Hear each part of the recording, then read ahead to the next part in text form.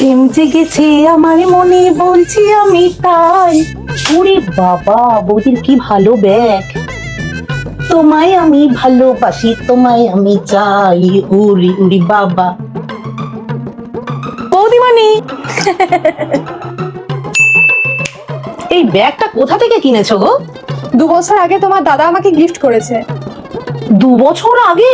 কিছু মনে করো না, আমার বোন না সারাদিন কিছু না কিছু দিতেই থাকে, বারণ করলেও শোনে না।